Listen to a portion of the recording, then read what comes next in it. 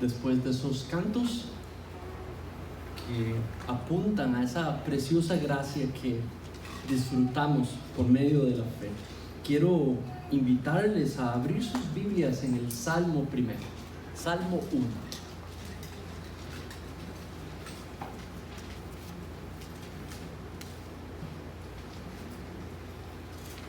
Si usted no me conoce, mi nombre es Manrique Salazar, soy el pastor de la Iglesia Familia de Fe. Y la semana anterior vimos la primera parte de este salmo y hoy vamos a concluir la segunda parte del mismo.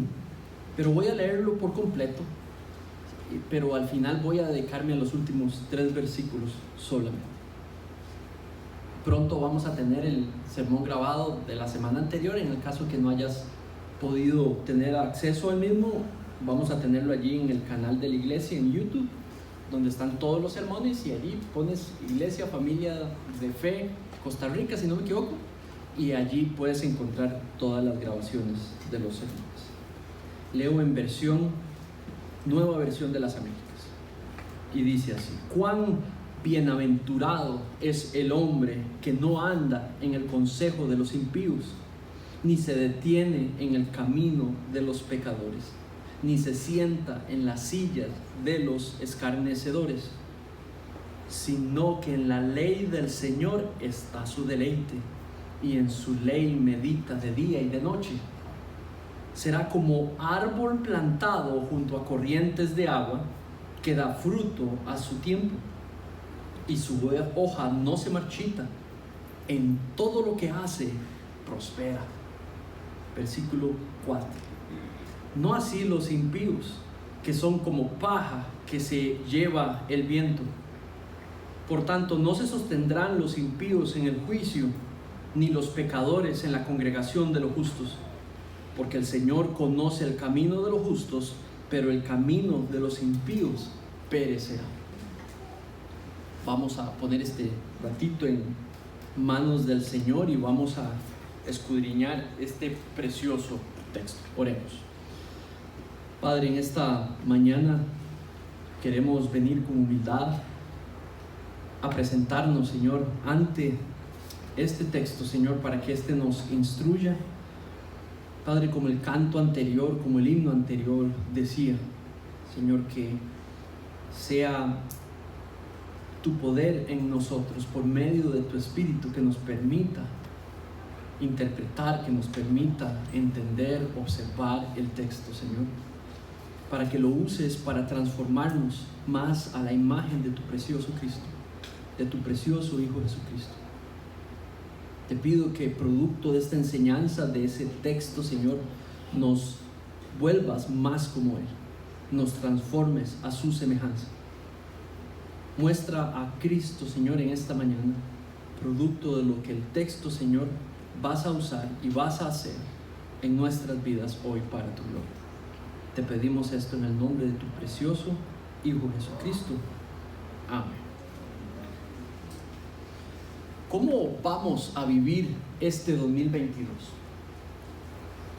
¿En qué vamos a depositar nuestra confianza en este 2022?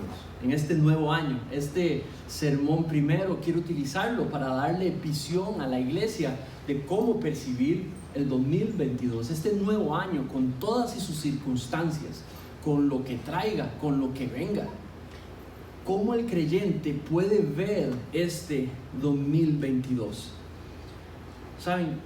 Realmente creo que el Salmo primero, así como todo el libro, quiere ayudar, tiene el propósito de permitirle al pueblo de Dios sepa cómo vivir en el mundo que vive.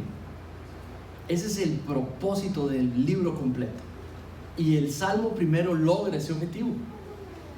Tú y yo vivimos en este mundo, y cómo Dios ha planificado, cuál es la intención de Dios con este texto para ayudarnos a entender cómo vivir en este 2022 en medio de este mundo que nos rodea.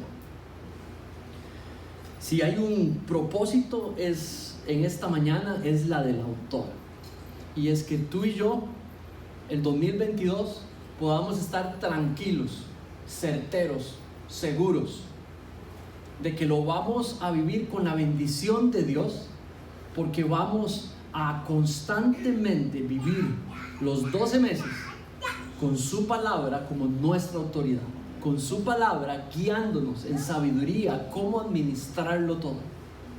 Entonces el éxito, la bendición de Dios no depende de qué circunstancia viene y cuál no viene en el 2022. El éxito, la bendición del creyente viene porque vive el 2022 desde el inicio hasta el final buscando la sabiduría de la palabra de Dios de manera constante, viviendo de manera intachable a los ojos de Dios, no perfecta, pero intachable, dejando que la Biblia le lleve y le dirija en cada uno de los eventos y circunstancias que tenga que vivir. Y esa es la enseñanza del Salmo. Entonces, el que ordene su vida en el 2022 de acorde a la palabra de Dios va a vivir una vida bendecida a los ojos de Dios y va a contar con la bendición de Dios. ¿Saben? Cuando pienso en brújula, cuando pienso en norte, saber para dónde, saber cómo, Dios ha provisto su palabra y le ha dado revelación por medio de su palabra a la iglesia de manera especial, de manera perfecta, para que sepa cómo dirigirse en todos los eventos de su vida en este 2022 y de ahí en adelante. Entonces, ¿qué mejor empezar de esta manera? Déjame resumirte un poco lo que hemos estudiado hasta ahora. Esas son las 3 ideas que vimos al inicio.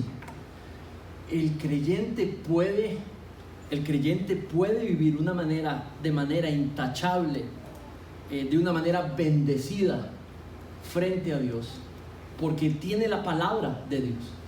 Puede extraer la sabiduría de Dios de allí, de manera que le permite vivir de manera moral, de manera ética, de manera de sabiduría, de una manera agradable al Padre. Es porque normalmente está meditando, ama meditar, escudriñar la palabra de Dios, que entonces sabe cómo vivir una vida intachable a los ojos de Dios. Y eso es lo que para Dios es una vida exitosa. ¿Tiene sentido? Éxito, sí, pero a los ojos de Dios. ¿Producto de qué? Que puede caminar y vivir y decidir de acuerdo a la voluntad de Dios. ¿Por qué? Porque busca esa sabiduría constantemente en su palabra. Otra manera de resumirlo es el versículo, si no me equivoco, el versículo 4 describe al creyente como un árbol robusto que se nutre del agua, de la palabra de Dios. El agua en ese versículo, vimos el domingo anterior, significa la palabra de Dios, la revelación inspirada de Dios.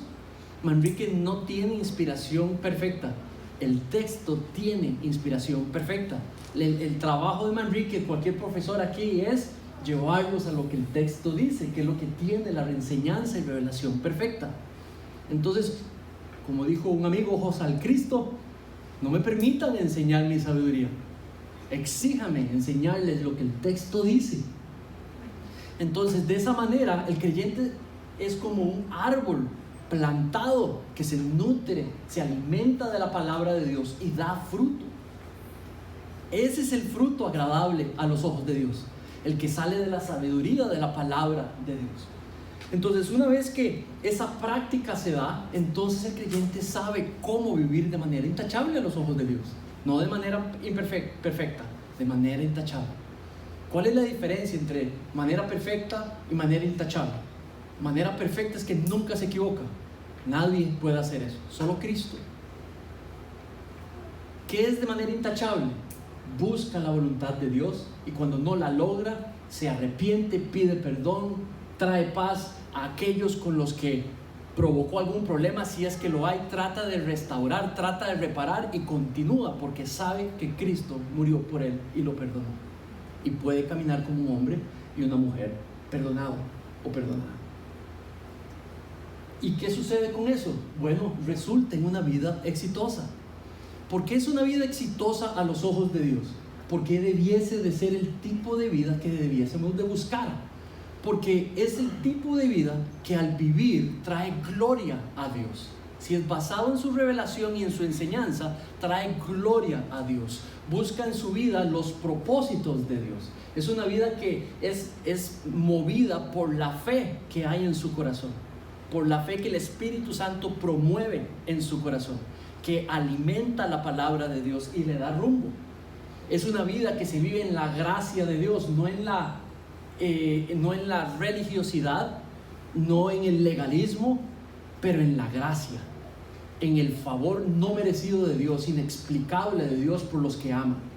Y entonces de esa gracia tiene el poder para vivir para su gloria, no para la propia, para sus propósitos, no para los propios, con su sabiduría, no con la propia, vana y limitada. Esa es una vida con valor a los ojos de Dios. Entonces quiero introducirte algo que tal vez va a chocar al inicio, pero hay vidas que tienen valor para Dios y hay vidas que no tienen valor para Dios.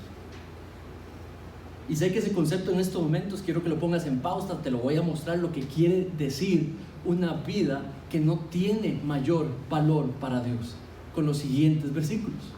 El salmista ahora quiere que aprendamos sobre cómo vivir una vida bendecida, observando, contrastando el creyente con el no creyente, cómo se mueve el no creyente, y aprender cómo vivir de esa vida que no es agradable a los ojos de Dios. Una vida que no vive para los propósitos de Dios, una vida que no vive para la gloria de Dios, una vida que no está siendo impulsada por el poder del Evangelio, trabajando en esa vida y en ese corazón, una vida que no vive en la gracia de Dios, no trae frutos ni productos que sean de valor para Dios. Y es allí donde se contrasta el impío con el recto, el impío con el justo. La vida del justo tiene valor para Dios por los frutos que provee, que produce. Pero la vida del impío no tiene mayor valor para Dios por los frutos que produce, por la manera en la que vive. Muy bien, dicho esto, seguimos. ¿Dónde ponemos nuestra confianza en este 2022? El texto dice: en la palabra de Dios, en la obediencia a la palabra de Dios. Si tienes una meta que trazarte hoy, en cada uno de tus roles, en cada uno de tus responsabilidades, en cada una de las áreas que practicas, es buscar glorificar a Dios de acorde a la sabiduría que está en su palabra, en esa área específica. Para que entonces tu primera meta en este 2022 sea ser el papá que Dios quiere que seas. Un papá que empieza a manejar sus áreas, que continúa manejando sus áreas, especialmente las nuevas que tiene que manejar, las hace de acorde a la palabra de Dios. Eso implicará para algunos de ustedes o para mí ir a estudiar el texto, ir a pedir consejo en un área específica de nuestra crianza de los hijos, como padres o como madres. Implicará estudio, implicará tiempo, dedicación. Bueno, preciosa meta. Enrumbarse en un área específica que estás administrando en esta relación padre-hijo, madre-hijo, buscar y encontrar lo que la enseñanza de la palabra dice en esa área específica. Igualmente como esposos o esposas, igualmente como novios o novias, igualmente como profesionales, igualmente como compañeros de trabajo, como doctores, como ingenieros, como profesores, maestras. Sea cual sea tu ocupación, este 2022 debe de empezar ¿cómo? ¿Dónde? ¿De qué manera puedo yo crecer más en estas áreas específicas, llevando la palabra de Dios para que me dé sabiduría para poder administrarlas? ¿Sí? Muy bien. Dicho eso, el cuarto punto o la cuarta idea del salmista es que la vida del no creyente no produce algo de mayor valor para Dios. Mira el versículo 4. Dice: no así los impíos. No así es una palabrita pequeñita, es una palabra chiquitita, pero es una palabrita que te está diciendo algo. Los creyentes son como árboles. no así los impíos. ¿Tiene sentido? Está haciendo un contraste entre los árboles, que son los creyentes, y entre los no creyentes, que no son como árboles. Introduce una nueva idea, una nueva metáfora. Ya no es un árbol robusto, sino que es una paja. Y dice que son como paja que se lleva el viento. Entonces este es el contraste. Vimos la semana anterior que la palabra impío en este salmo y en este libro se usa no para describir gente que solamente hace cosas malas o gente que solamente anda haciendo maldades, sino que está describiendo a gente que es no creyente, no viven por fe. Viven por ver, viven por hacer, pero no viven por fe. En otras palabras, está hablando impíos, se está refiriendo a no creyentes, no pertenecientes al pacto, no pertenecientes al pueblo de Dios. Entonces, este es un contraste entre creyentes, árboles robustos, y entre ¿qué? Paja, no creyentes. Pero en la nueva metáfora en el versículo saca el árbol, y lo que introduce es la idea del grano. Si hay paja, hay grano. Sé que ustedes y yo podemos tener una idea sobre paja, el heno que se le da a las vacas, seco, ¿verdad? Pero aquí en este contexto no se refiere a eso. ¿Por qué lo sé? Porque de hecho en los otros salmos menciona de nuevo la paja y está hablando. Paja es lo que le llama a la cáscara del grano, por ejemplo el trigo. Entonces el trigo tiene el grano y está cubierta por la cáscara, ¿verdad? Entonces él está diciendo que el creyente es como el grano y el no creyente es como la paja. En este versículo está hablando solamente del no creyente. Está diciendo que él es como la paja que se lo lleva el viento. Entonces, ¿qué es lo que pasa? Que está diciendo que la paja, que representa al no creyente, lo que produce la vida del creyente, sus frutos, sus logros, no tienen mayor valor para Dios. ¿Por qué? Porque no fueron hechos para su gloria, porque no van de acorde a sus propósitos, porque no son producto del poder del evangelio trabajando en el corazón de las personas, porque no son producto de la fe, porque no le traen gloria. Y por ende, esos frutos, esas actividades, esas obras no tienen mayor valor para Dios. ¿Cuál es el argumento? El no creyente, y voy a ponerme allí de frente, cuando el Señor no me había salvado para darle la obra a Él, cuando Él todavía no me había salvado, yo vivía con cierto tipo de fe. No tenía espiritualidad, sí, claro que tenía espiritualidad. No tenía fe, sí tenía un tipo de fe. Y definitivamente mi vida no tenía los propósitos de Dios claros. Por lo ende no los creía. Si no los tenía, no los creía. Si no sabía cuál era la fe que agradaba a Dios, tampoco podía tenerla. Si no sabía cuáles eran los propósitos de Dios para los cuales Él me creó, no podía tratar de alcanzarlos.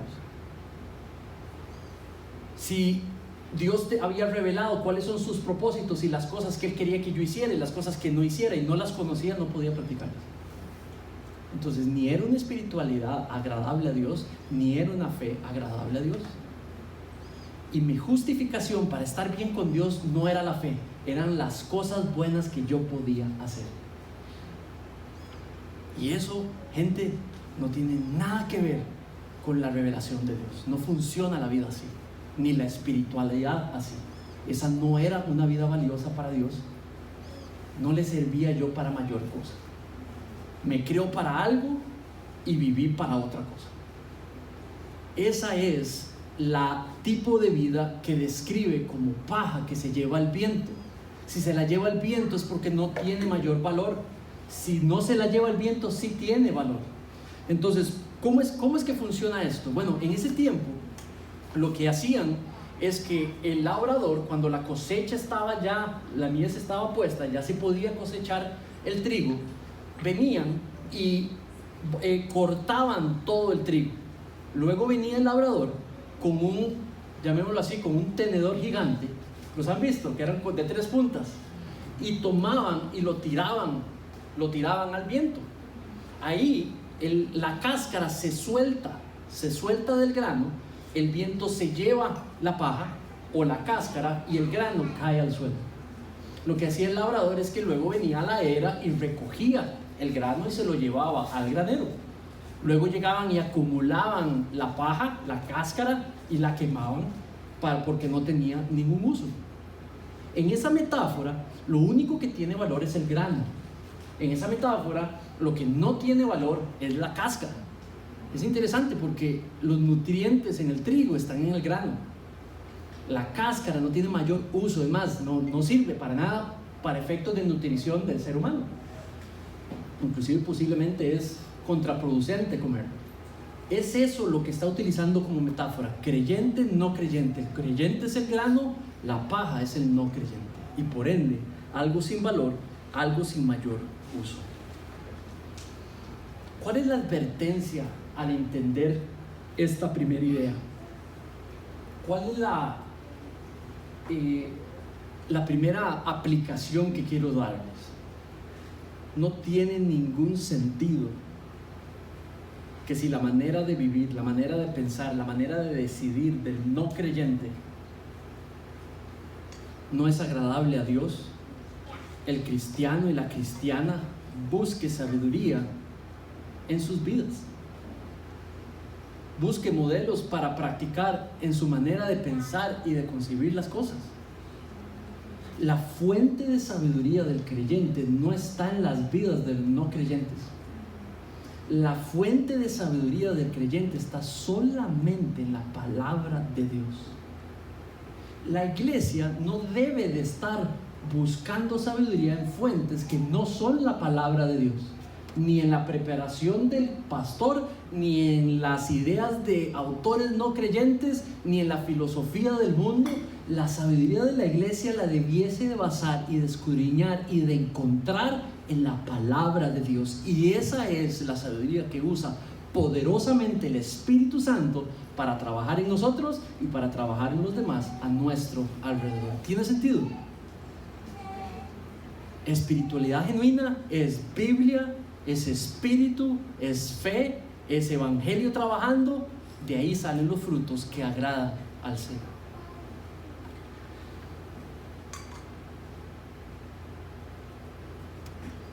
Mateo dice que Juan el Bautista usa la misma figura, la misma idea que utiliza, ¿cómo se llama?, el salmista.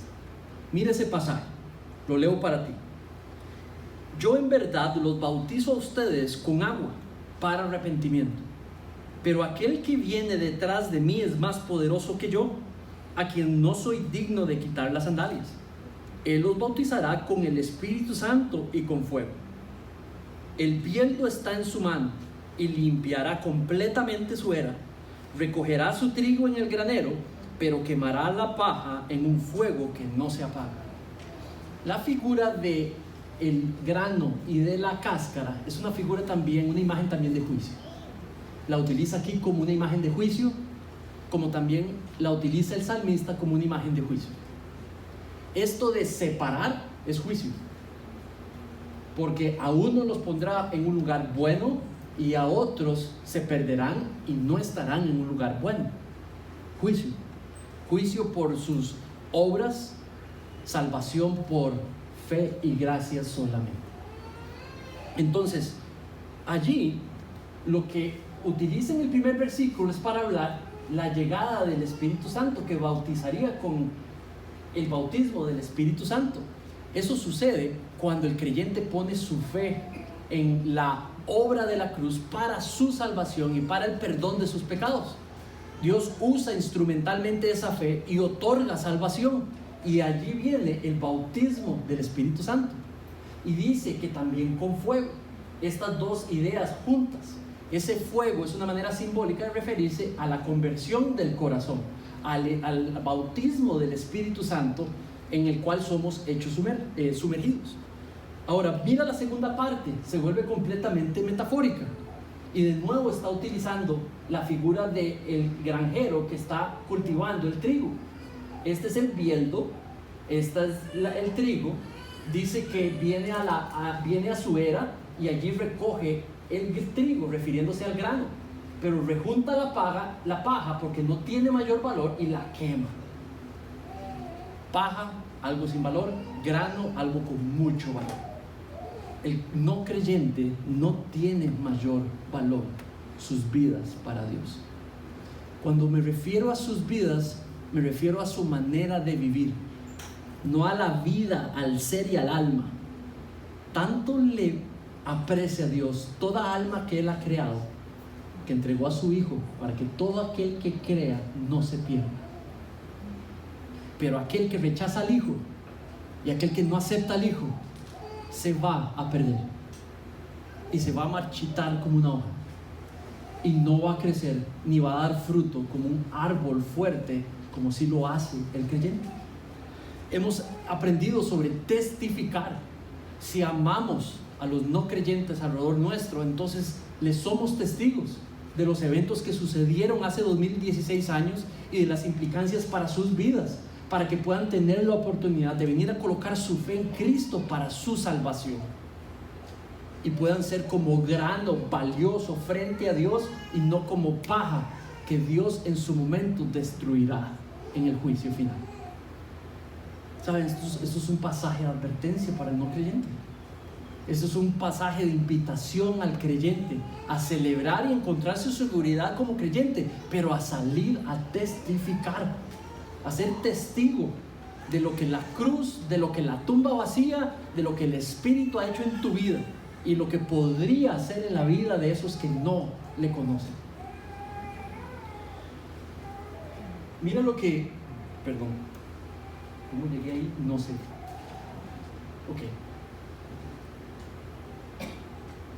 Mira lo que dice el Salmo 127, versículos 1 y 2. Dice: si el Señor no edifica la casa, en vano trabajan los que la edifican. Si el Señor no guarda la ciudad, en vano vela la guardia. Es en vano que se levanten de madrugada, que se acuesten tarde, que coman el pan de afanosa labor, pues Él da a su amado, aunque mientras duerme. Son las obras producto de la fe las que le agradan a Dios. Pero las obras que no son producto de la fe no son de agrado para Dios, son obras en vano. El no creyente podrá ser muy buena gente. El no creyente podrá ser una fuente de crecimiento y de beneficios para la comunidad. El no creyente podrá hacer grandes cosas de bienestar. Incluso el no creyente, las obras del no creyente las puede utilizar Dios para su gloria.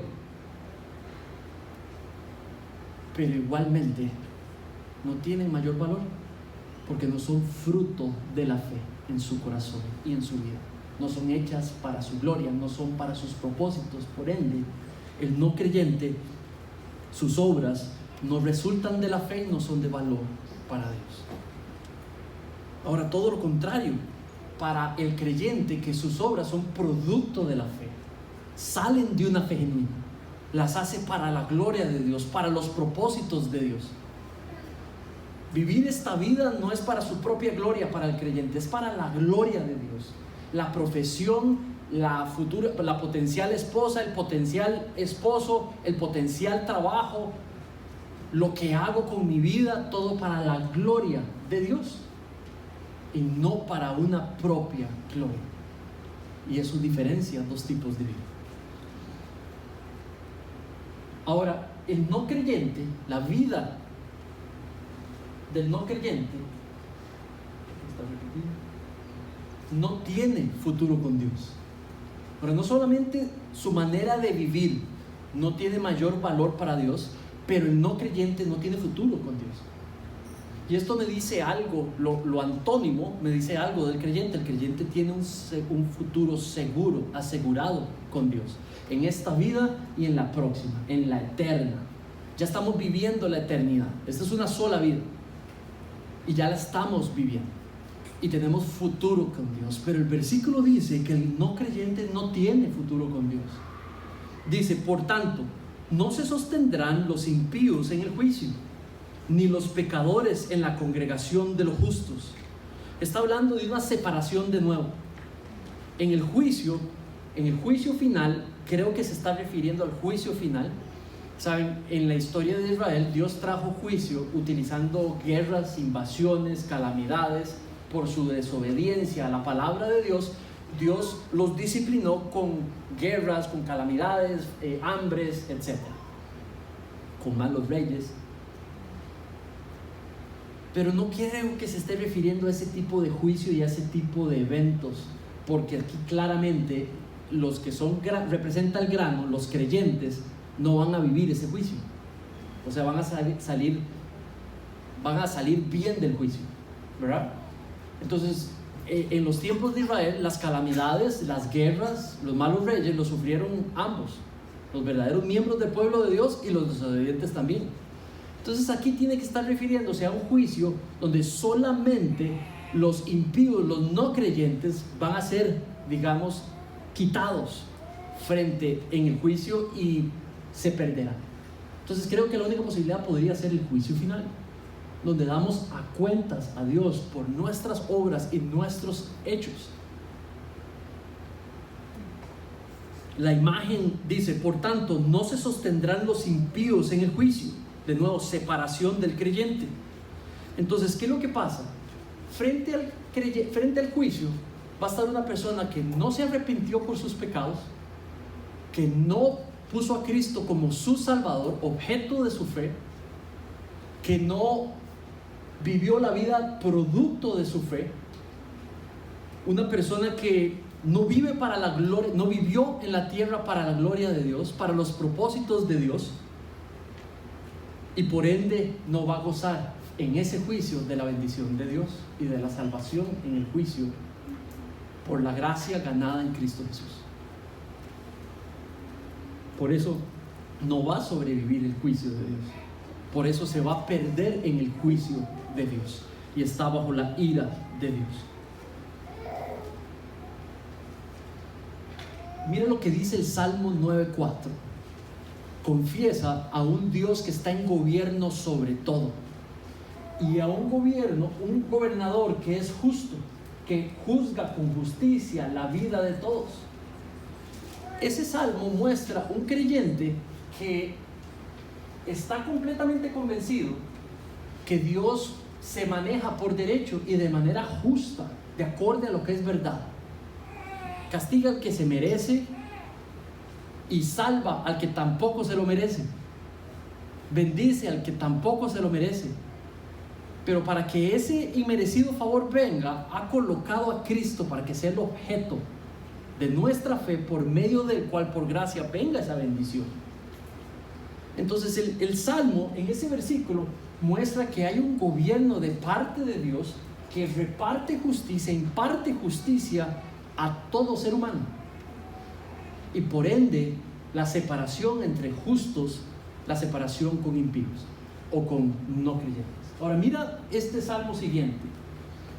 Te doy como tarea que lo puedas meditar completo, el 73, que es parte del libro, para que después lo puedas ver. Déjame llevarte solamente por secciones pequeñas, del 1 al 4. Dice: ciertamente Dios es bueno con Israel. Bueno, nosotros no somos Israel, somos la iglesia, y Dios sigue siendo bueno con su pueblo, la iglesia, con los puros de corazón. El puro en el tiempo de Israel era la persona que seguía, era parte del pacto mosaico, parte del pueblo de Dios, pero seguía en obediencia a la palabra de Dios. Hoy el justo es aquel que ha sido justificado por medio de la fe. Luego dice: hablan desde su encumbrada posición. En cuanto a mí, mis pies estuvieron a punto de tropezar, casi resbalaron mis pasos. Versículo 3: porque tuve envidia de los arrogantes al ver la prosperidad de los impíos, porque no hay dolores en su muerte y su cuerpo es robusto. Saben, el salmista está describiendo una lucha que normalmente tiene el justo, el recto, y es que vuelve a ver a los impíos y ve el éxito de los impíos, y ve el no sufrimiento de los impíos, y ve la prosperidad de los impíos, y dice: bien, ¿y por qué ellos sí y por qué yo no? ¿Por qué el BMW? ¿Y por qué el palacio? ¿Y por qué la mansión? ¿Y por qué la gerencia de la empresa? ¿Por qué esos títulos y por qué yo no? ¿Por qué el impío le va tan bien? El salmista está reconociendo esa lucha. ¿Por qué el que es un patán en la casa le va tan bien en el trabajo? ¿Por qué, Señor? Y se debate el salmista.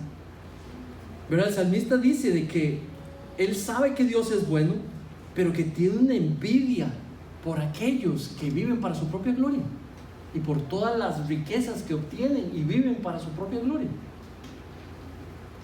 Ahora mira lo que dicen los siguientes versículos.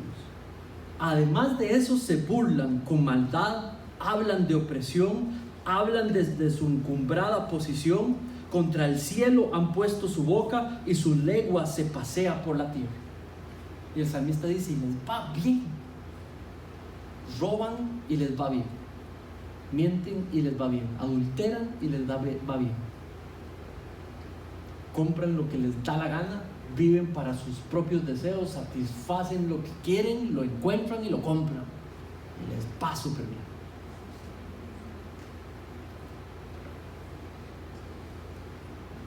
Mira lo que dice en el 13: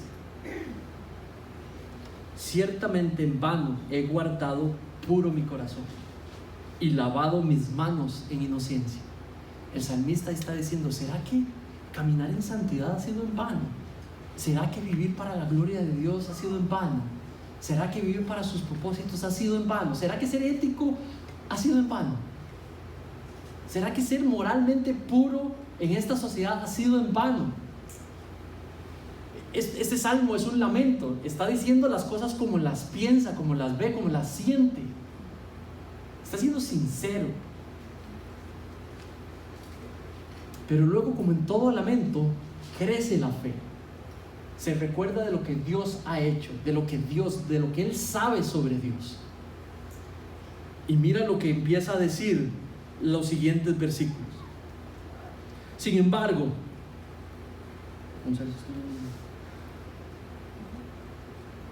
cuando pensaba, tratando de entender esto, fue difícil para mí, hasta que entré en el santuario de Dios, refiriéndose en la presencia de Dios, que ahí es donde estaba la presencia de Dios, en el templo. Entonces comprendí el fin de ellos, los impíos. Ciertamente tú los pones en lugares resbaladizos, los arrojas a la destrucción a su apariencia. Luego empieza a recordar lo que él sabe sobre Dios, sobre el justo, sobre el recto, sobre la bendición que Dios tiene, sobre los que caminan de acuerdo a la palabra de Dios, y dice: sin embargo, yo siempre estoy contigo. Tú me has tomado de la mano derecha, con tu consejo me guiarás y después me recibirás en gloria. Tu consejo es la palabra de Dios. El salmista está diciendo que este cuidado, esta guía que me das, viene producto de tu consejo, lo cual está en la escritura. Quiere decir que el salmista ama meditar en la escritura, y él sabe que aunque sufre, aunque padece, tiene la guía de Dios para sufrir bien, para padecer bien a los ojos de Dios. 25. ¿A quién tengo yo en los cielos sino a ti? Fuera de ti nada deseo en la tierra. Mi carne y mi corazón puede desfallecer, pero Dios es la fortaleza de mi corazón. Ve el producto de la meditación de la palabra de Dios: la fe para enfrentar lo que tiene enfrente. Y mi porción eres tú para siempre. Versículo 27. Porque los que están lejos de ti perecerán. Tú has destruido a todos los que te son infieles, pero para mí estar cerca de Dios es mi bien. Es Dios el Señor, he puesto mi refugio para contar todas tus obras. El Salmo confiesa una separación, la perdición del impío y del no creyente, pero la vida en santidad y en bendición de aquel que es recto y de aquel que es justo a los ojos de Dios. Cristo nos justificó. Ustedes y yo somos justos si en Cristo hemos creído. Pero somos justificados por gracia, no porque no lo merezcamos, no por nuestras obras. si estaremos de frente de Dios en el juicio y permaneceremos erguidos, justos frente a Él, es solo por gracia.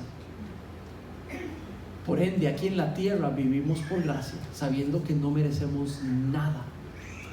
La verdad de la intimidad que uno tiene con Dios, descrita en el Salmo, que podemos vivir cuando somos padres, madres, cuando estamos trabajando, cuando venimos a la iglesia, es solo por gracia. No somos mejores que nadie. No somos pecadores igual que cualquier otro, incrédulo inclusive. Somos iguales. La iglesia debe ser humilde.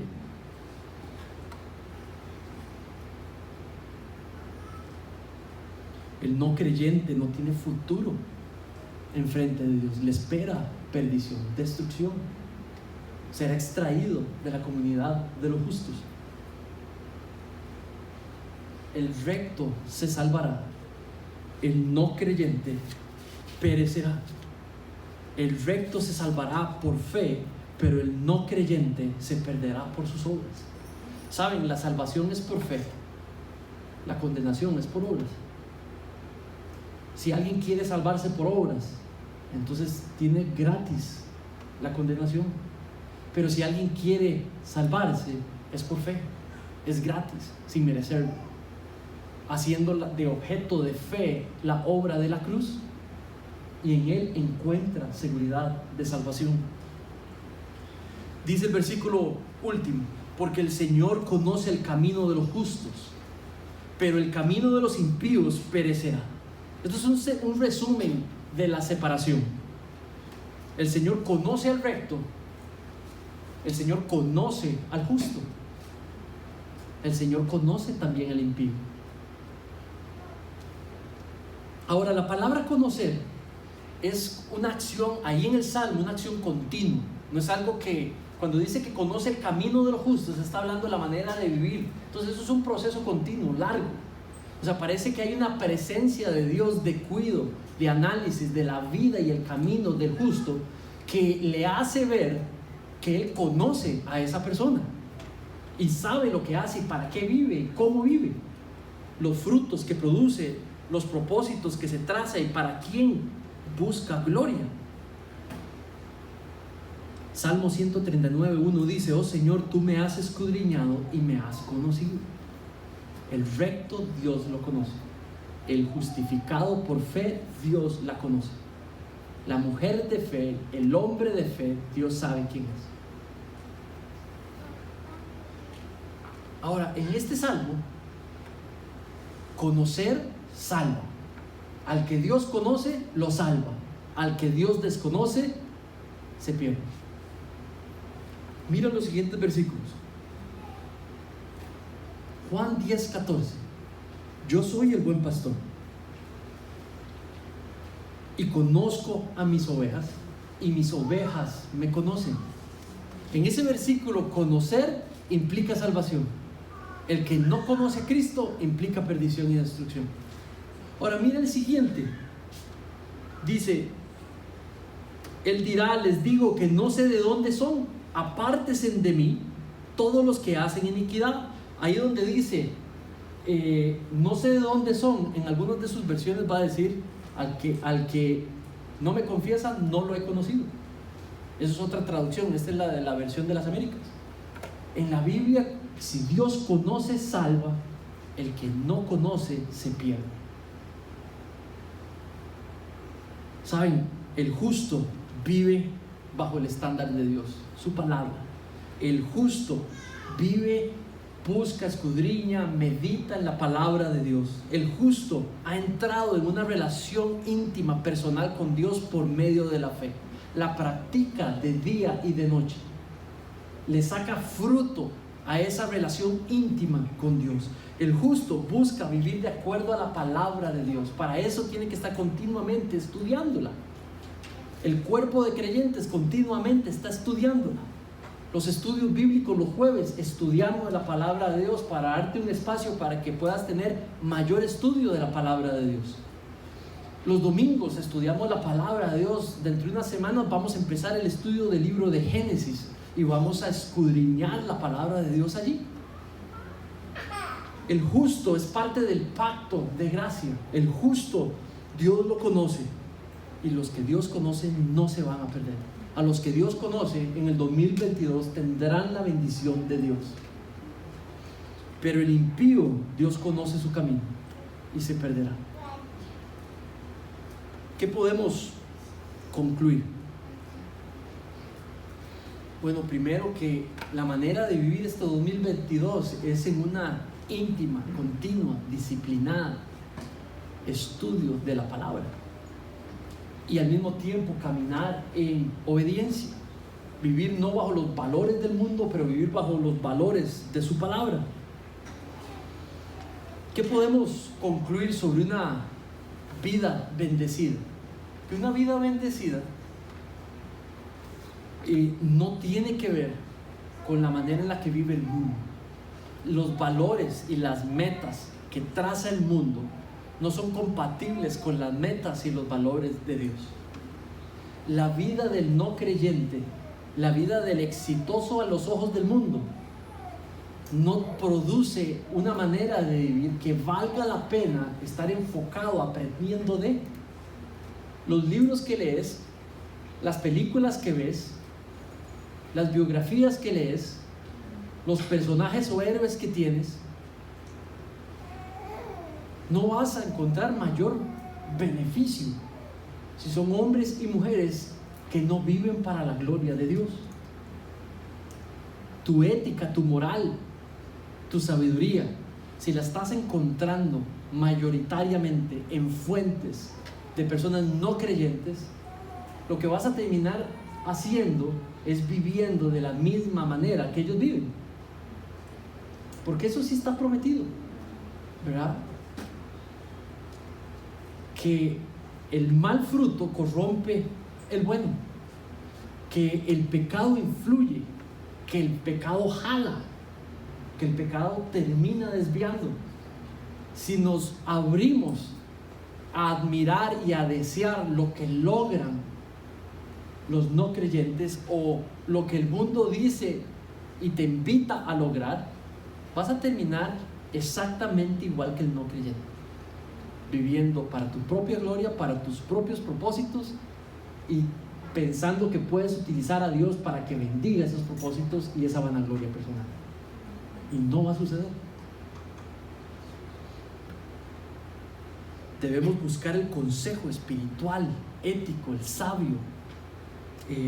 No hay no creyentes, pero en creyentes. Que mis amistades principales sean creyentes, que esos creyentes sean creyentes maduros, o que al menos buscan crecer en madurez porque escudriñan la palabra de Dios. A los solteros, el hombre cristiano que deseas, maduro, va a venir solamente si escoges un hombre cristiano maduro. No va a venir de la proyección y futuro que tiene, del potencial que tiene, de si alguien lo convierte o no. El hombre maduro que deseas como esposo, si eso es lo que Dios tiene para ti, va a venir de un hombre solamente que ama, se deleita, ha aprendido a deleitarse y disciplinadamente lo hace de las escrituras, de la palabra inspirada de Dios. El hombre que te puede liderar bien y que te puede amar como Cristo ama, es solamente puede venir de un hombre que está arraigado como árbol fuerte en la escritura. Mis hermanos, la mujer de Dios que pudieses desear tiene que tener la misma característica. Teme a Dios porque escudriña la escritura, y la escritura le alimenta ese temor a Dios, esas ganas de honrar a Dios con lo que hace, con lo que dice, con cómo te va a tratar.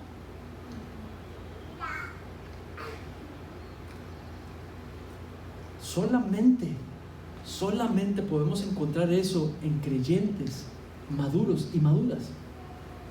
No lo podemos encontrar en otro lugar. A los papás de familia, si ustedes quieren hijos sabios e hijas sabias, enséñenles la palabra de Dios. Saquen en la semana tiempo para enseñarles la palabra de Dios. Si ustedes quieren sabiduría de ellos, eso no va a salir del colegio, eso no va a salir de la profesión que escojan.